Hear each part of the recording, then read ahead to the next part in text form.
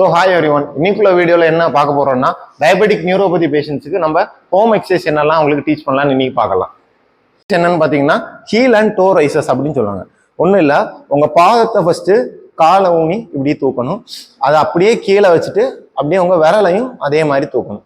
1 2 3. இந்த எக்ஸசைஸும் நீங்க 3 sets with 10 counts பண்ணணும். என்னன்னு வந்து பாத்தீங்கன்னா ஹீல் வாக் அப்படின்னு சொல்லுவாங்க.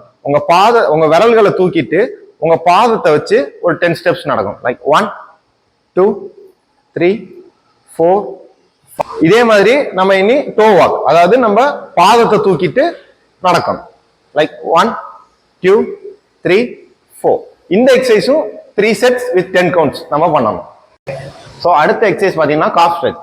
காஃப் ஸ்ட்ரெச்னா உங்க படியில் எப்படி ஏறி நின்றுட்டு ஒரு கையை வந்து நீங்க எப்படி சப்போர்ட் கொடுத்துட்டு ஒரு காலை வந்து பாதியா வச்சுட்டு இன்னொரு காலை ஃபுல்லா ஊண்டிட்டு இந்த காலை வந்து நீங்க கீழே வந்து இப்படி ஸ்ட்ரெச் பண்ணணும். இப்படி பண்ணும்போது தான் இந்த காஃப் மசில் வந்து உங்களுக்கு ஒரு நல்ல ஸ்ட்ரெச் தரும். இது ஒரு 10 செகண்டுக்கு நீங்க ஹோல்ட் பண்ணணும். கால் ஸ்ட்ரெச் பண்ணி முடிச்ச உடனே அதே மாதிரி அடுத்த காலும் நீங்க மாத்தி இப்படி ஸ்ட்ரெச் பண்ணணும். அதே மாதிரி ஒரு 10 செகண்ட் நீங்க இதை ஹோல்ட் பண்ணணும். இப்போ அடுத்த எக்ஸசைஸ் என்னன்னு பாத்தீங்கன்னா நோ ஃபிளாசிங் அப்படின்னு சொல்லுவாங்க.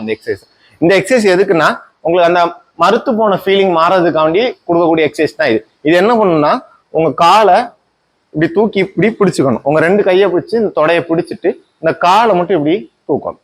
1 2 3. இந்த எக்ஸசைஸும் நீங்க 3 sets with 10 counts பண்ணணும். இன்னைக்கு சொல்லி கொடுத்த எக்ஸசைஸ்லாம் டெய்லி நீங்கள் வீட்டில் பண்ணுங்க. இந்த எக்ஸசைஸ்லாம் பண்ணுறதுனால என்ன ஆகும்னா உங்களுக்கு அந்த ஒரு மரத்து போகிற ஃபீலிங்கும் மாறும். அது போல் உங்கள் கால் மசில்ஸும் நல்லா பலப்படுத்தலாம். ஸோ தேங்க்யூ ஃபார் வாட்சிங்.